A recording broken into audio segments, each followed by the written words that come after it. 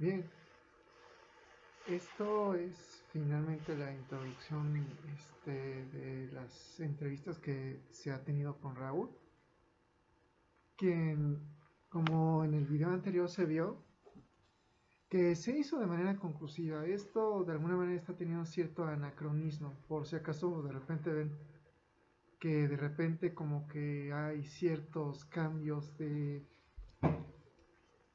tomas de un video a otro, es porque se hace de alguna manera un poco tanto anacrónica, pero esto se está exponiendo finalmente para una comprensión de aquel que esté pudiendo ver los videos en serie, ¿no? Aquí en esta parte de la serie se pudo dar importancia al pensamiento crítico en la vida de fe para aquel que pues no siente algún conflicto en cuanto a ciencia y la fe, ¿no? En cuanto a la fe por dedicarse a una profesión científica.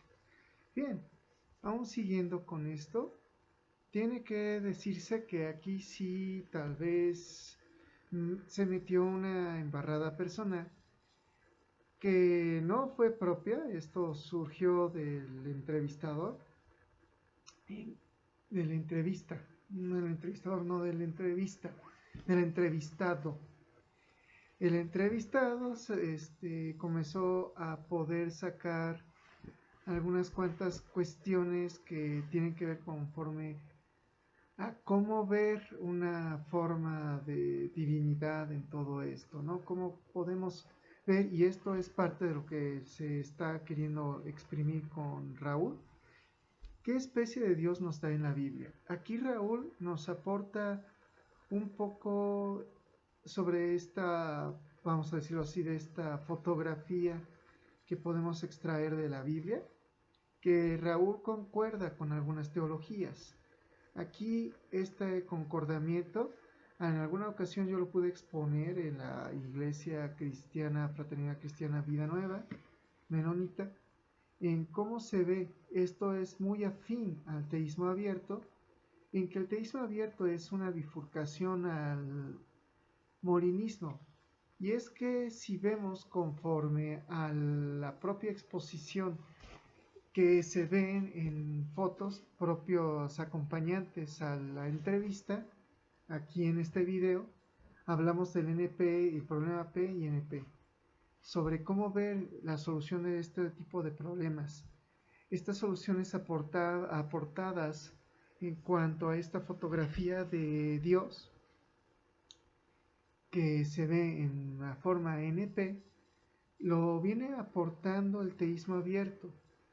Y por otra parte, el molinismo lo aporta en soluciones, vamos a llamarlo así, polinomiales, que tiene que ver en cuanto al mundo de lo que puede ser entendible y no entendible, en que podemos aportar una lógica, no una lógica. En esta lógica de fotografía, en una lógica más afín a un entendimiento más simple, lo viene aportando Luis de Molina, pero para un comportamiento tipo exponencial, un comportamiento, vamos a proponerlo así, ahora sí voy a usar parte de mi profesión, un comportamiento tipo entrópico exponencial. Esto lo viene aportando el teísmo abierto en complementariedad de aquello que no puede alcanzar a Sir, ni no puede alcanzar Circe de las teologías medievales. Esto lo aporta en principio Luis de Molina y después el teísmo abierto. Esto es algo que no se alcanza a comprender, pero al final Luis de Molina no lo puede decir, pero sí lo hacen los teólogos del teísmo abierto. Esto tiene que ver, pese a que a algunos molinistas no les agrade, con cierta forma de mundos posibles. Pero este mundo posible, hablamos de mundos posibles a futuro. Esto es en coherencia con las ciencias contemporáneas y en especial con la mecánica cuántica, y esto lo vamos a abordar con Raúl. Bueno, pues buen provecho. Bueno, esta es una atenta invitación a suscribirse al canal que están viendo para las lecturas o estudios a continuación.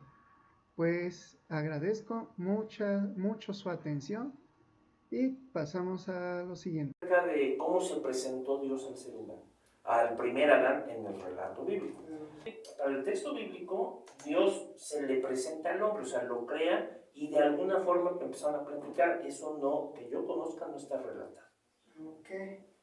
En la manera en cómo Dios se presenta, ¿no? Adán y Eva. Sí, cómo lo conoce, o sea, pero no es algo, digamos, y esto es muy importante, no es que Adán empezara a imaginarse a Dios, sino que lo conoció y le llevó los animales y le dijo, oye, mira, yo creo que necesitas una ayuda porque no está bien como estás. Entonces, ¿sí? No. Cuando piensas así, dices, pues ¿a poco Dios no lo hizo de una villa bien perfecto y todo? ¿Por qué Dios dice, si tú vas leyendo el Génesis, va diciendo... Es lo que algunos dicen, ¿no? Que hay como dos relatos, Génesis 1 y Génesis 2. ¿Por qué no estudian bien? Mira, el principio, hasta Génesis, desde Génesis 1.1 a Génesis 2.4 es un macro, o sea, es como, te cuento rápido la historia.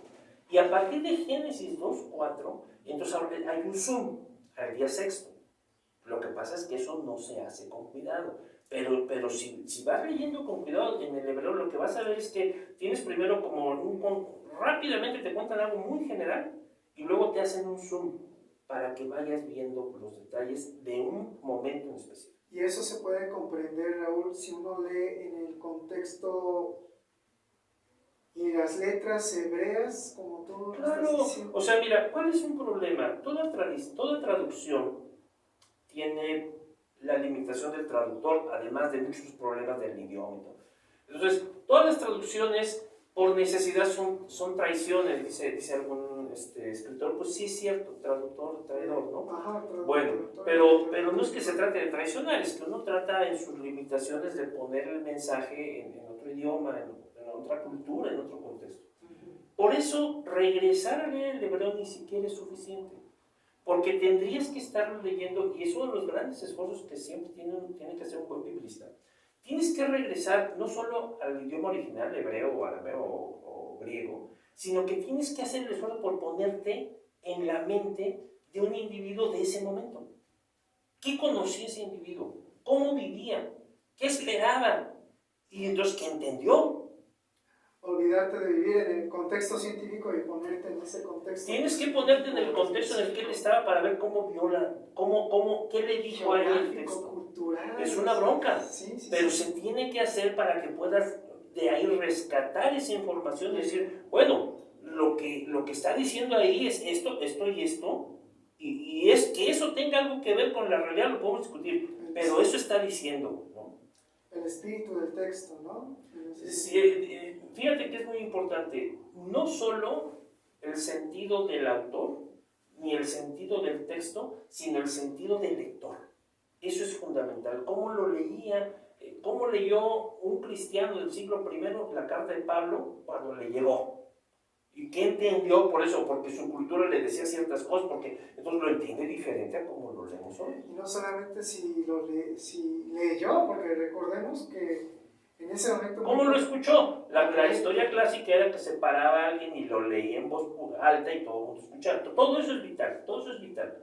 Pero una vez que esfuerzas a hacer eso lo mejor que puedas, hasta donde te alcance, entonces lo que vas descubriendo es que nuestra forma de entender la Biblia hoy está muy equivocada en múltiples puntos, porque estamos viviendo desde interpretaciones medievales tardías de aquellos textos que son del mundo antiguo. Yo creo que no solamente medievales tardías, diría que hasta modernas. Sí, ahora además de las interpretaciones contemporáneas. Sí, no, es... Que no es que esté mal, o sea, se vale, creo que es importante, sí. Pero yo no me quiero engañar en la vida y no puedo ir pensando o creyendo cosas que son absurdas. Porque no podemos tener contacto real con el significado del texto. Y entonces, el esfuerzo hay que hacerlo. Ajá. Y uno dice, pues hasta donde yo llegué, yo creo que aquí dice esto y aquello, valórelo usted, vea que si es coherente con el resto de la información que se tiene en los otros libros de la Biblia, etc. Pero eso choca con las dogmas, con las teologías. Choca con los dogmas teológicos, es correcto. Sí, esto yo te estaba diciendo que se me hace a veces las teologías más mediocres que la ciencia. Porque la ciencia es capaz de decir, bueno, me equivoqué y cambiar. Es su naturaleza. Ajá. No quieres la verdad. lo que quieres es seguir preguntando y cada vez mejor. La ciencia busca eso. Cada vez mejor, cada vez mejor, cada vez más. ¿Por qué? Porque partes del hecho de que quién sabe si algún día tengas la realidad, quién sabe si algún día lo vas a entender, pero cada vez puedes ir descartando mejor lo que no es. Bueno, aquí hay un asunto que Gödel nos ha marcado, porque algunas veces yo he checado que pareciera que el principio de indeterminación se conecta demasiado con los teoremas de incompletitud de Gödel. O sea, es un imposible tener una aprehensión de la verdad. Nota, una aprehensión de la verdad con la simple lógica. No quiero ser, porque no soy matemático, y para decir esto pues, se requiere ser matemático, entonces no quiero ser muy definitivo, pero me parece que Gödel hizo algo impresionante. O sea, ¿qué hace Kurt Gödel? Kurt Gödel matematiza la lógica. Y entonces, en ese trabajo, lo que muestra, aparentemente, porque insisto que hay que ser matemático para ver los recovecos de su trabajo, y yo no lo he hecho así, pero lo que alcanzo a entender es que muestra que todo discurso lógico, si trata de ser completo, va a ser incoherente. Tiene contradicciones internas. Él lo hizo para la opción de la matemática, de toda la matemática. Y si no quieres que se contradiga, entonces no puede ser absoluto, ¿no? Pero ese trabajo... Completo, no es que absoluto es completo. Puede ser absoluto, sí, completo, cierto.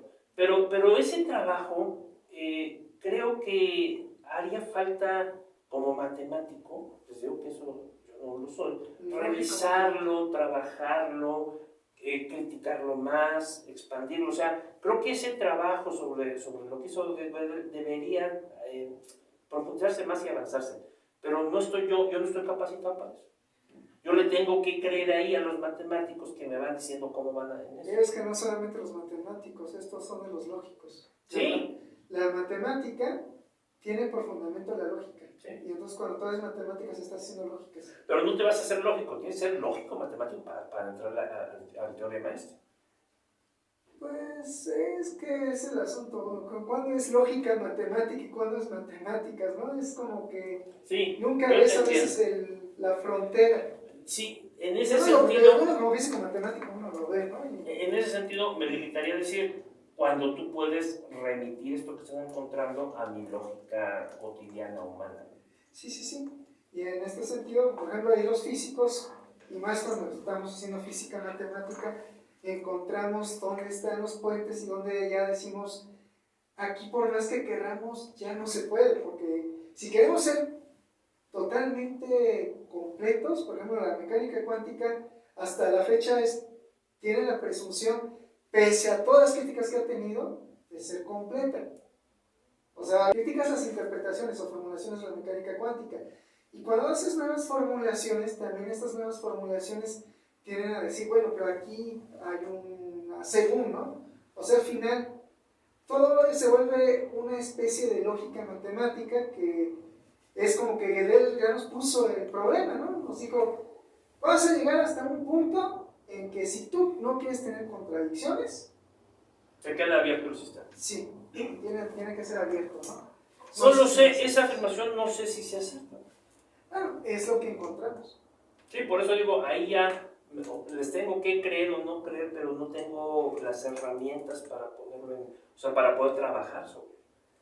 Bueno, pues es la parte de la física matemática que se conecta con la lógica. Y ese problema de los físicos. O sea, un buen físico lo que hace es interpretar una ecuación. ¿Cómo esta ecuación se relaciona con los fenómenos físicos que puedo medir? Bueno, el experimental te diría que, pues como tú lo has criticado, pues hagamos estadística de eso. Y si la estadística se aproxima a tal o cual fenómeno, aun cuando pudiéramos decir que tuviera cierto tipo de incompletitud, es eso. Estoy de acuerdo, pero digamos, el buen físico tiene que hacer eso. En cambio, el físico matemático, el matemático no tiene esa bronca. Pues ahí están las ecuaciones y ahí se desarrollan, ahí está su lógica interna. Que eso tenga algo que ver con la realidad o no, pues es otra bronca. Bueno, Raúl, tú criticas mucho como si la física matemática estuviera divorciada de la experimentación. Pero A veces ya no la puedes traer al experimento. no, más bien lo que hacemos, por ejemplo, yo te digo como teórico, lo que hago es confiar en el experimental. Sí, yo estoy de acuerdo, yo también, o sea, eso al final de Entonces, cuentas, como ser humano te queda eso, ¿no? Sí, porque hay algo que tú y yo lo sabemos bien.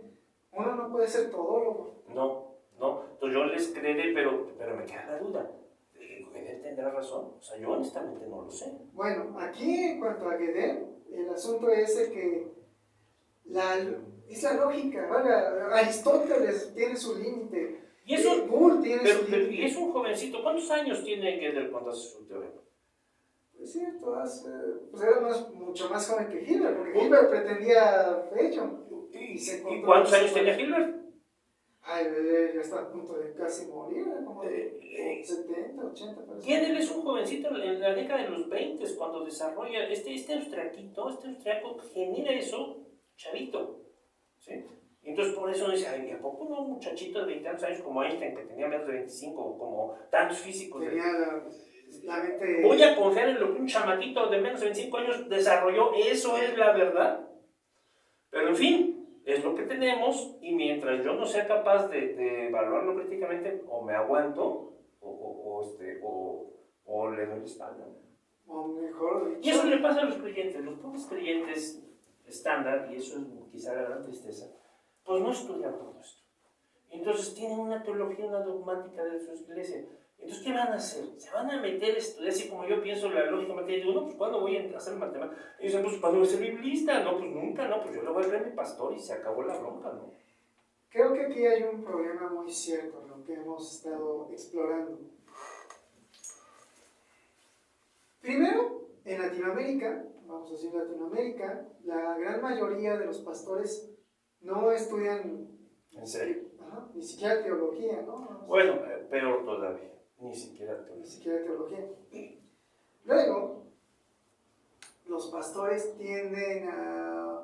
Ahora sí que la comunidad nos levanta, ¿no? En cierta manera, eso podría ser, dependiendo del contexto, regresarse al primer cristianismo, ¿no? Que la comunidad te levante, entre comillas, porque son también de las discusiones, ¿no? ¿Quién y cuándo ponen un pastor? Digamos, el primer cristianismo del siglo II. El primero no, porque el primero tenemos Hechos de los Apóstoles y nos dicen cómo vienen más o menos puestos los pastores, u obispos. Los obispos, ajá. Pero estos pastores no estudian, tratan de resolver todo conforme tienen su traducción de la Biblia. A veces lo hacen por medio de una teología impuesta, o bien les llegan los fundamentalismos, que eso es lo que yo critico mucho, fundamentalismos en que lo que dice la Biblia es 100% cierto, 100% verdad. No, tal vez estoy necesariamente atacando, más bien no es lo que dice la Biblia, no es lo que dice la Biblia, sino lo que dicen ellos que dice la Biblia, que es 100% cierto, no hay contradicción en ello es palabra de Dios, y como es palabra de Dios, te amuelas y es lo que se dice, y si no, eres un vil hereje y te vas al infierno. Vamos a ponerlo así, a ver qué te parece. Quizá el mayor pecado de todos estos religiosos es que no son capaces de enseñar qué es su visión particular. O sea, si ellos pudieran decir, miren, no yo, olvídense mi iglesia, yo creo todo esto así. Puedo estar equivocado, pero yo lo creo así. Y una serie de gente que creemos más o menos lo mismo, nos juntamos y tenemos esta iglesia. Ahora, usted quiere venir a creer esto, puede estar equivocado todo esto, pero véngase por... Eso ya sería un gran avance. Pero como tú dices, lo que dice, no, esta es la verdad última, así dijo Dios, y todos los demás son herejes y se van al infierno. Ese es un primer problema, grandísimo. Pero eso ya habla de la mediocridad, de la cerrazón, de la falta de crítica mental de esos individuos, porque no fueron formados así. Los pobrecitos ya están fregados y fregan a toda la gente que no tenga un poquito de luces en su casita para decir, no, este cuate no me voy a ir a suicidar a Guyana con él, ¿no? O sea, a esa gente le falta eso.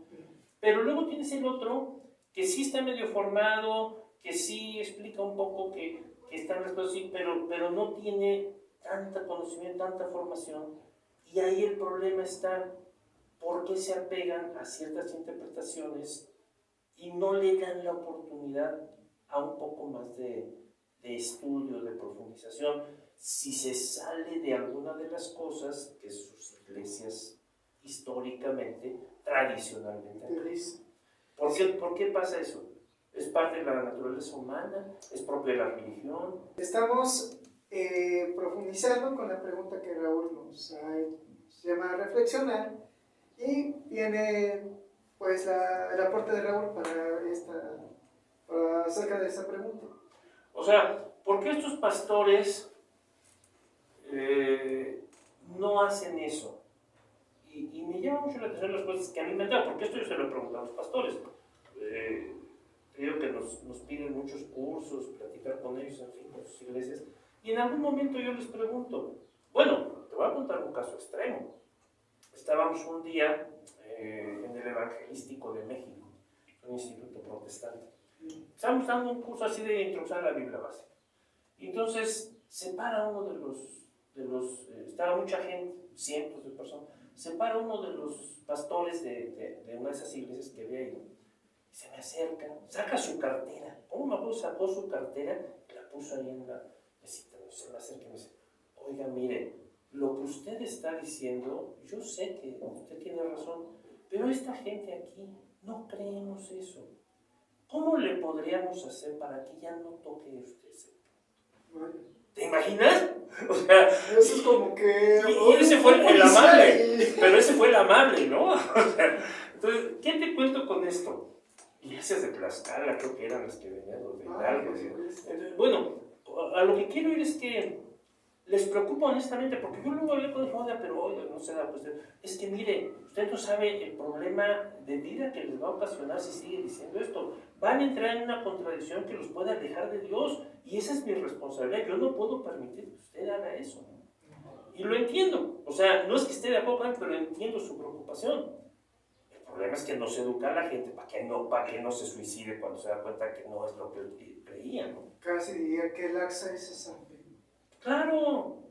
Mediocre, no sé. ¿Eso es fe? Eso es casi diría, ¿y eso es fe? Pues no la fe como la Biblia la define. Eso no es fe. Es que ese es el asunto. Pistis. ¿Qué es la pistis? Una convicción. No puedes no creer eso. Eso es la pistis. Es decir, cuando dice el texto en tu corazón, es que en el centro de tu mente, donde están tus certezas, esto es el corazón para la Biblia, ahí tienes una serie de conceptos, de ideas, de convicciones, vale decir, de creencias, de las que no te puedes apartar porque ya no serías tú. Dejarías de ser tú si no creyeras eso que crees. Todos ustedes y yo creemos ciertas cosas que no puedes dejar de creer, porque si no ya no eres tú. Entiendo eso, Raúl, pero a veces pienso que tal vez, lamentablemente, estas personas tienen una pistis, para decirlo así, que realmente se sostiene en un castillo de naipes. Fíjate, dice Ortega algo precioso. Tiene un texto Ortega que se llama Ideas y Creencias. Y él dice, las ideas se tienen, en las creencias se está, desde ellas se vive. Eso es vital.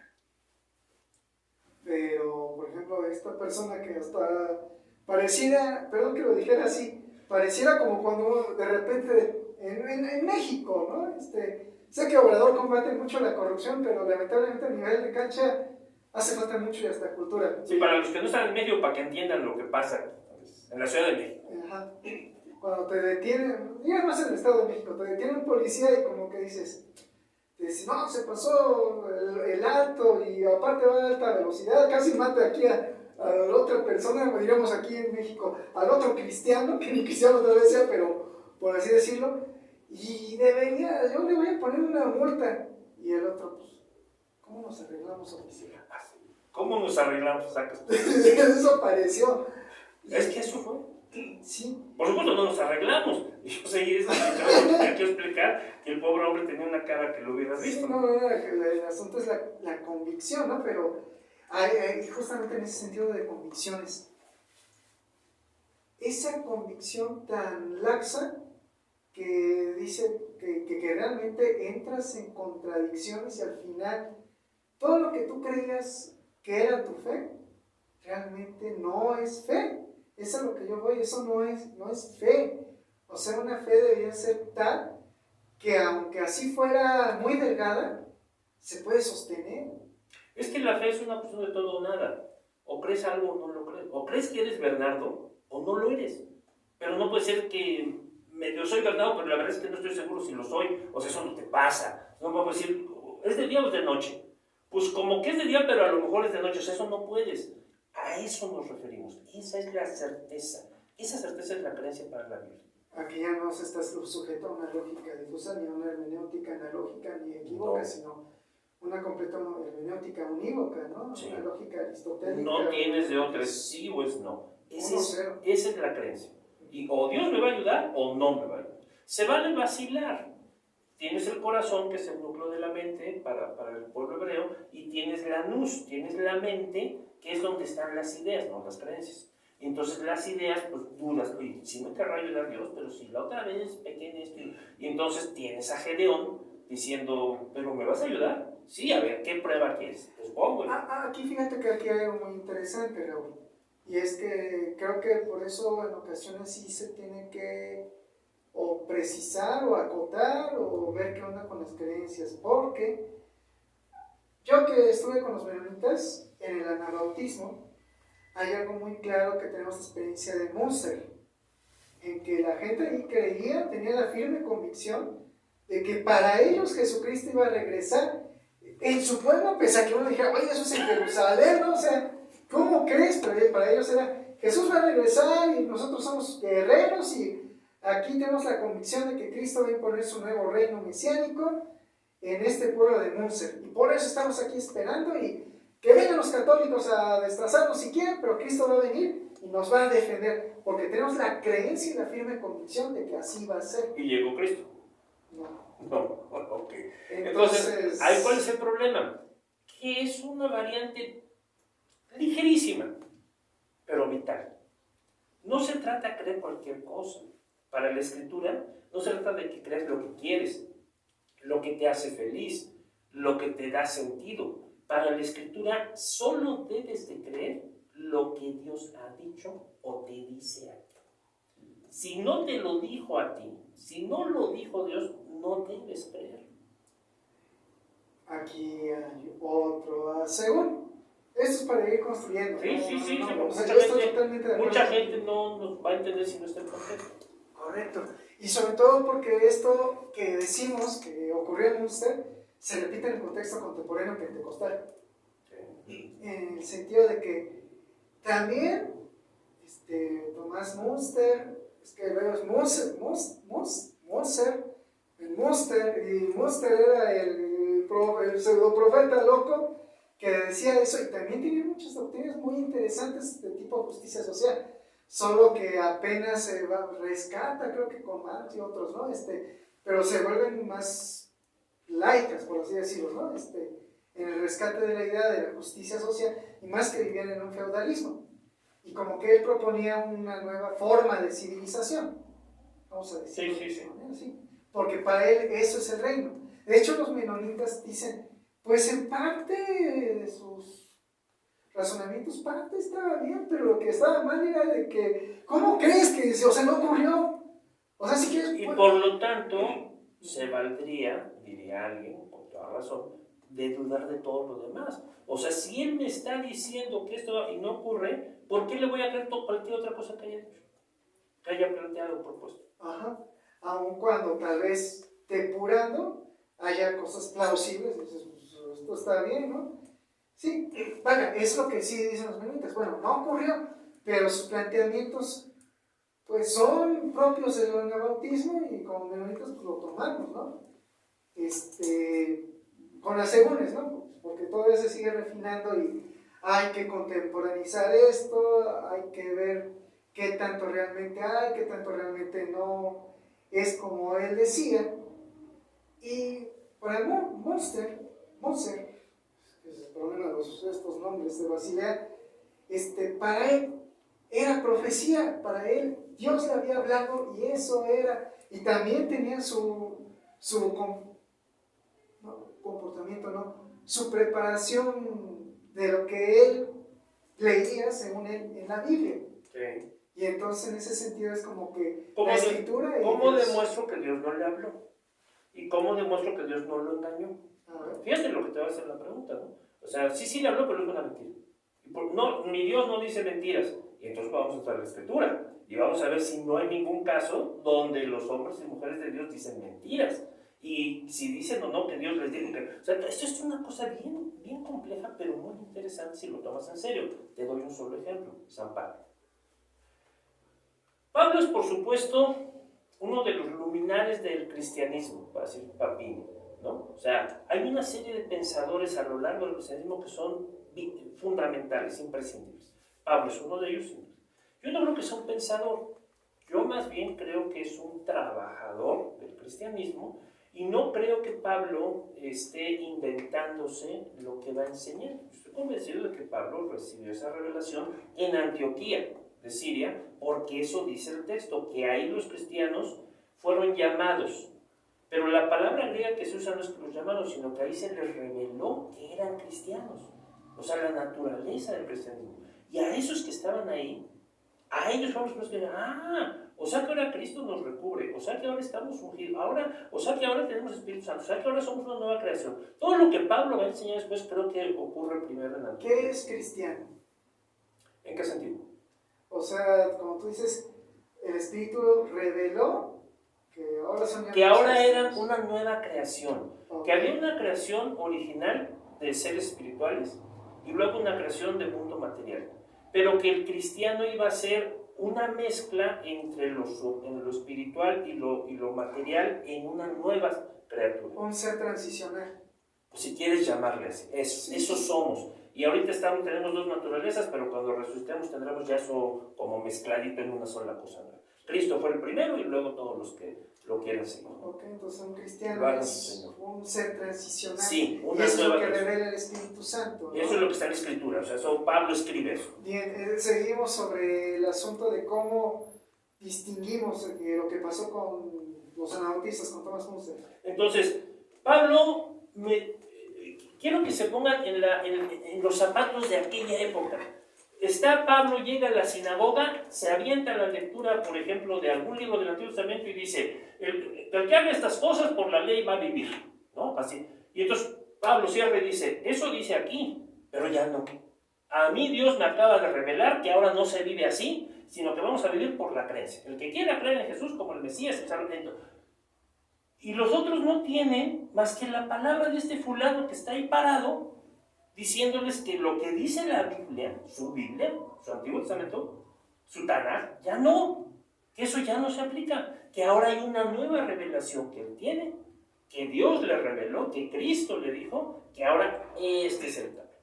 Bueno, hay que ver también, como tú dices, hay que ponerse en el zapato, yo diría no solamente del...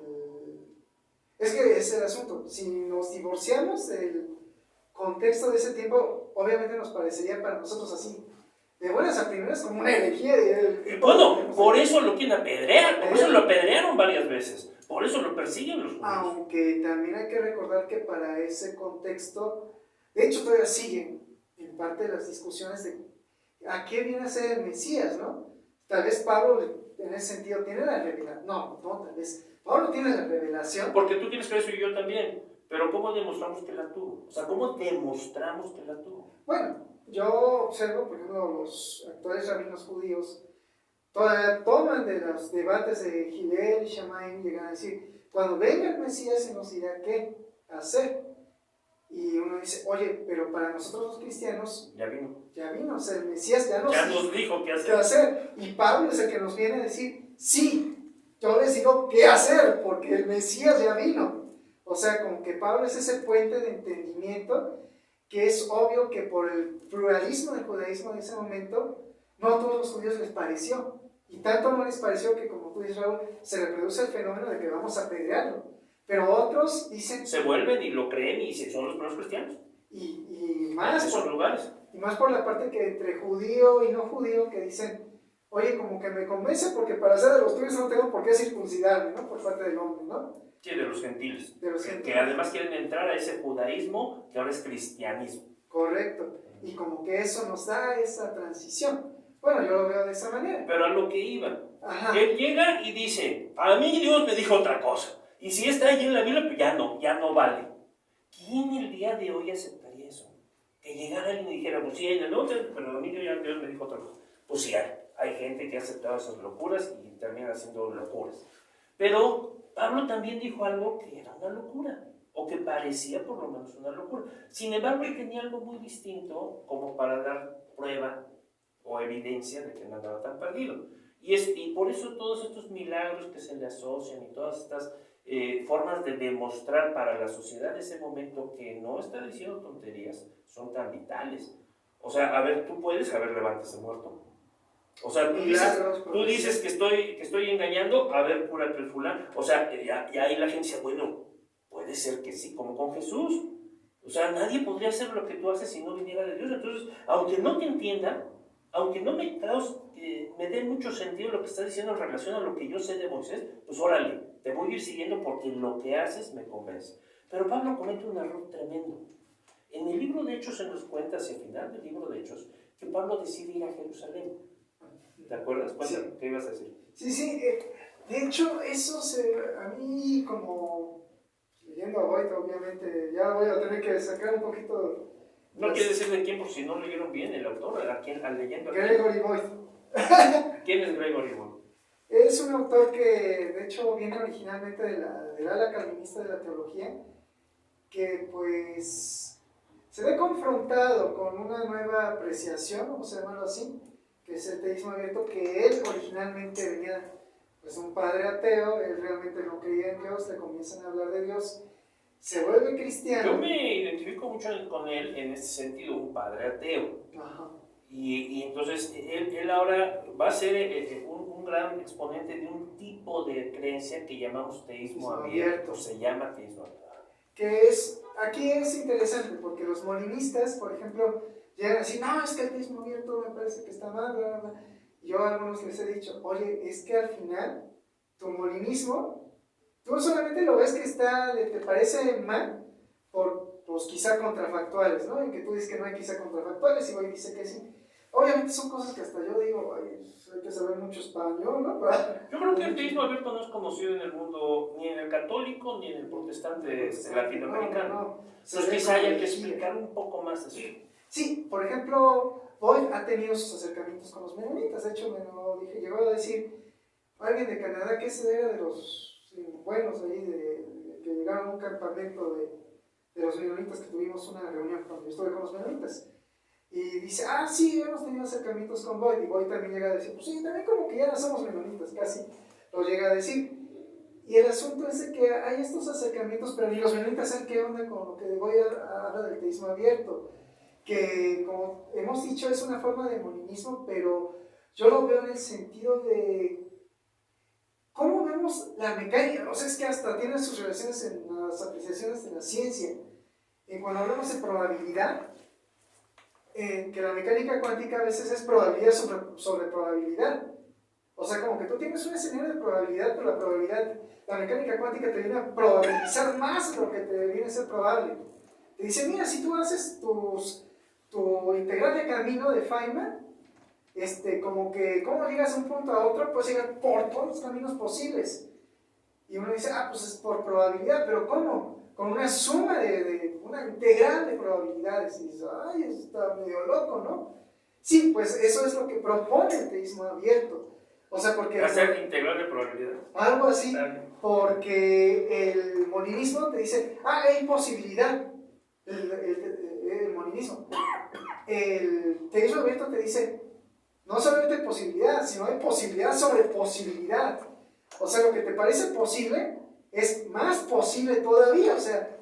Y eso que no me los multiversos. Correcto. Si es que existieran los multiversos. ¿Por qué quiero decir esto? Obviamente, si Dios me está revelando la verdad, pues no me va a engañar, aunque no me lo diga con el lenguaje de la ciencia contemporánea. Si hay multiversos, pues tendría que estar incluido en alguna parte de la revelación, aunque esté por debajo, ¿no? Sí, y por ejemplo en Hechos 13, esa parte es muy iluminatoria sobre la profecía, sobre Dios hablando y sobre cómo Dios debe ver el futuro.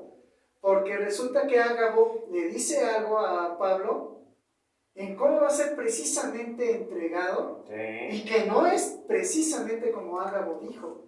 Entonces, no es que Dios mienta, es que tal vez lo que Dios previó no fue exactamente. Y hablamos de un Dios que prevé. Déjenme llegar allá, vamos a llegar allá porque no quieres hablar de eso. Sí. Pero Pablo llegó, explicó, la gente dice, ay, pues como que a lo mejor sí lo que dice es verdad, pero comete un error en su vida enorme que las traducciones bíblicas quieren esconder. Porque en esta visión medieval, un hombre o mujer de Dios no puede equivocarse y no puede ir en contra de Dios. Totalmente falso. ¿Qué pasa con Pablo? Lo que pasa con Pablo es que él quiere regresar a Jerusalén para una fecha específica, para dejarle un dinerito a esa iglesia que no lo quiere, que no está de acuerdo con lo que él hace, porque anda enseñando que no se siga la ley, pero él quiere congraciarse con esa iglesia. Y entonces le dice Dios, Pablo, no subas a Jerusalén. Ah, pues Pablo va. Y a lo largo del libro de Hechos, constantemente, no solo Ágabo, acuérdate, le dicen unos hermanos, no subas a Jerusalén. Y luego hay unas hijas de Felipe que profetizan y no sé qué profetizan. Y luego va Ágabo y le dice, no subas a Jerusalén. Y él dice, ¿qué hacen molestándome si yo estoy dispuesto a morir? Es decir, es un discurso muy religioso. Hasta que ellos terminan diciendo, bueno, haz lo que te dé la gana, Pablo. Termina el libro de Hechos, dice, y desistimos diciendo, haz la voluntad de Dios, Pablo. No en el sentido de que sube porque Dios quiere, no. Él estaba atado en el espíritu, constreñido en el espíritu, ilimitado. Dios no quiere que suba. Cuando sube, lo apresan y va a pasar más de 4 años en prisión, no va a ganar a nadie. Este hombre que con su ministerio, en menos de 2 años, la mitad de Asia Menor escuchó la palabra de Dios con el trabajo de Pablo. No gana nadie más de 4 años. ¿Por qué? Porque desobedeció. Entonces, si tú ves esa parte, puedes decir, pues mira, nada de que era un gran profeta, pues lo agarraron y lleva 4 años en el bote o más. Entonces, qué difícil saber en quién creer. Por eso, si tú no tienes tu comunión con Dios, si tú no escuchas a Dios y a ti no te lo dice, no puedes estar seguro.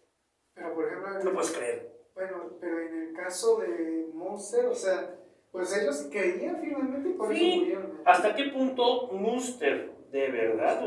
¿Cuál era mi solución ahí? La que yo habría dado si hubiera habido en ese momento. Yo habría dicho, si Dios no le dice a cada uno de ustedes, hermanos, y a ustedes, a cada uno les consta que Dios le esté diciendo a usted, que usted siga aquí, se pare y hágalo, no lo haga. Yo haría eso. Tiene que haber una confirmación. Y de hecho es muy bíblico, ¿no? Pues es que eso es lo que dice la Escritura. Escritura. Eso es lo que dice la Escritura. O sea, lo que diga un profeta tiene que ser evaluado por los demás. No hay de otra. Porque todos tenemos comunión con Dios y todos podemos ir a Dios y preguntarle. Eso nos hace ser hijos. Nos da el derecho de hacer eso. En tal sentido, el pensamiento crítico es útil también para el cristiano. Pero no es útil, es una orden de la Escritura. Analizarlo todo. Bueno, si no lo analizas todo, ya te fregaste. Romanos 12, transformen la estructura de su pensamiento. Metamorfose. El griego dice, cámbiale la forma. Estás obligado a hacer ese proceso. Por eso cuando Descartes lo propone ya en el ámbito de la ciencia, Descartes dice, pues a mí me lo reveló Cristo. Que no le crean los científicos es otra bronca, pero él afirma en Olimpia, en el manuscrito Olimpia, él lo escribió, que luego se perdió, pero tenemos pedazos. Sí, su primer biógrafo y otros, parece que Leibniz lo desapareció. Sí, por quién sabe qué diría el manuscrito, pero Descartes afirma que estas ideas se las dio Cristo, no se le ocurrieron a él. Vaya, es interesante, ¿no? Eso creo que a veces la ciencia tiende a descartarlo, y sobre todo porque la ciencia en la actualidad, o sea, yo vengo de una universidad incluyente, ¿no? O sea, en ese sentido decimos laico. El Politécnico. El Poli, o sea, somos incluyentes, somos laicos, como que decimos, mira, lo religioso, déjalo para otro lado, ¿no? O sea, aquí venimos a desarrollar la ciencia, que es válida para el que cree como para el que no cree.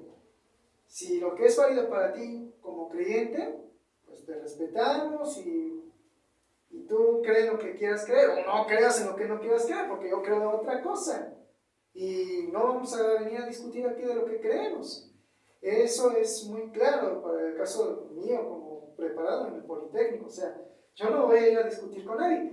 Lo que hacíamos los cristianos es como que, ¿sabes qué? Porque sobre todo, aunque eso dicen los profesores, pues sí hay, pues siempre hay profesores ateos que no temen exhibir su ateísmo, ¿no? Y dicen, y sobre todo porque también se entiende, ¿no? O sea, quieren ser críticos porque también muchos fueron creyentes. Claro. Y como que dicen, bueno, pues, o sea, además, en el área esta laica, como tú dices, en el área académica, hay más confianza en un ateo o en un agnóstico que en un creyente. en un creyente.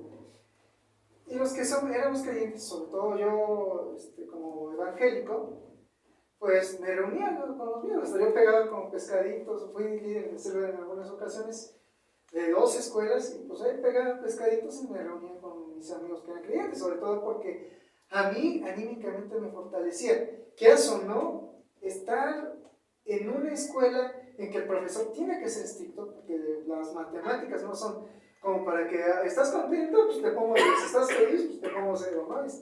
No, es como que no importa cómo estés tú, hazme el examen y sobre el examen me voy, ¿eh? O sí, también son las tareas, pero son para que aprendas y puedas hacer mi examen, como que así el examen era 100%. ¿Y por qué te fortalecía? Porque te encontrabas con otras mentes. Con otras Te mentes. enseñaban a pensar distinto, a justificar tu lógica. Más que justificar mi lógica, a sentir lo decía el líder de vecino, era como un oasis en medio del desierto, porque pues no todo el mundo te habla de Dios, ni ores, ni nada, sino como que tú ponte a la biblioteca a hacer tucho en lo que tengas que hacer, y pues allá tú sabes qué haces de tu vida, ¿no? Ahora imagínate, yo tuve un alumno, de hecho, de este estilo. El papá lo educó en la casa, toda su niñez, toda su secundaria, toda su preparatoria. ¿Te imaginas esa vida? Que porque eres creyente y no te quieres contaminar del mundo, te encierran en ese microcosmos. Claro, ahora es un fanático teológico, absurdo. O sea, es un hombre que va a terminar asesinando gente. Ese es el problema. Sí, no, yo te estoy hablando como de lo contrario, ¿no? Sino que, pues como, y en parte tiene que ser así, o sea, el sistema tiene que decir, pues, tu creencia por un lado y tu disciplina académica, y más si vas para la ciencia por otro lado. Yo lo entiendo, yo me parece correcto, pero justamente por esa razón digo, a veces yo necesito, si voy nada más los domingos, como que para lo pesado que es la universidad, o más en mi caso el Politécnico, necesito de vez en cuando un tiempo de refrigerio porque está pesado, es como que me avientan bombas y bombas y bombas sobre mojado, sobre y en cambio, el desierto. El mundo de aquella época en el Medio Oriente, pues la sociedad está inmersa en la experiencia religiosa. O sea, no puedes concebir que un instante de tu vida esté separado de la cuestión religiosa. O sea, toda la sociedad construida con eso en el centro. Sí, eso tienes toda la razón, Raúl. No eres cristiano de 2 horas el domingo. No. Y es que también uno tiene que aprender a construir su relación con Dios, aun cuando tú haces cálculos. O sea... Pero me interesa mucho un Dios que ve probabilidades. Para entrar en la cuestión de Dios, ¿quién es este Dios? Cuéntanos, ¿en qué estás pensando? Este teísmo abierto, ¿qué herejías está proponiendo? Venga. Que Dios no ve el tiempo de manera lineal. Esto es lo que... De alguna manera, al final, puede estar... No es matemático, obviamente no es físico matemático. ¿Qué es él? Pues, teólogo. De hecho, sí es teólogo. ¿Nada más? Nada más. Es interesante llegar hasta allá solo siendo teólogo. Sí, nada más que él sí lo hace desde oyendo otras perspectivas teológicas. O sea, yo sé que Boy no es el original proponente. Creo que tú alguna vez lo llegaste a platicar con otras personas, otro pastor, creo que él era metodista, y hablaba de un libro que era el Open View la visión abierta de Dios o el Dios abierto. Cuéntanos de sus libros. ¿Cuáles son los libros que tú recomiendas de Ford? Bueno, yo recomiendo Satanás y el problema de la maldad. Satanás y el problema de la maldad. O sea, un libro de Teodicea. De Teodicea, sí. Porque en este libro de Teodicea él expone claramente, aunque parece mucho a molinista, pero él sí da su quiebre en cuanto a lo que él está exponiendo de manera más contemporánea. Y de alguna manera es como que te está hablando de los futuros posibles, de Dios de lo posible. Y en ese Dios de lo posible te dice, bueno, es que Dios no solamente ve las posibilidades de... Posiblemente es como... O sea, ¿Dios no conoce el futuro? Dios conoce el futuro en el sentido de que... ¿Y qué es el futuro? Si el futuro es unidireccional, ese no existe. Todavía no se construye. Todavía no llega. Todavía no llega. Es algo que, de hecho, Clelia Verde y Liz Morin, en abril de 2021, hacen un artículo de una formulación de la mecánica cuántica que se llama la mecánica cuántica de lo presente. Y tienen que verlo. Ahorita estaba yo leyendo, voy pensando para algo doctoral, pero es como que, oye, estás adelantando. No, todavía no, porque todavía los tengo que seguir embarrando. Yo me doy 10 años de límite para poner cosas que pueden ser publicables en un artículo. Pero aquí viene la motivación, que es un poco más, originalmente, si quieres, entre comillas, teológica. O no teológica, no sé cómo. Espiritual. Espiritual, si lo podemos ver. En cuanto a que si realmente el futuro no está construido, hay algo muy interesante. Clelia Verde y Liz Morin dice, bueno, hay dos tiempos en realidad. No hay ni pasado, ni presente, ni futuro. Solo existen dos tiempos. Uno definido y el otro indefinido. Para el tiempo indefinido, las probabilidades llegamos por medio de una suma de caminos, o sea, una integral de caminos de Feynman. O sea, de lo abierto. Pero ya cuando se vuelve definido es cuando, digamos que en el experimento de doble rendija, cómo atraviesa la luz y cuando llega a una determinada rendija, llegan las rendijas, esos puntos de luz que vemos que son, por ejemplo, un experimento de difracción, esos puntos de luz que pueden ser infinitos, esos son las amplitudes de caminos de probabilidad. Y eso es para el tiempo definido. Antes es el tiempo indefinido. Cuando diverge la luz, vamos a decir un experimento de difracción, tienes una infinidad de rayos de luz que se vuelve otra infinidad de rayos de luz cuando ya llegan a la pantalla. Eso es el experimento de doble rendija.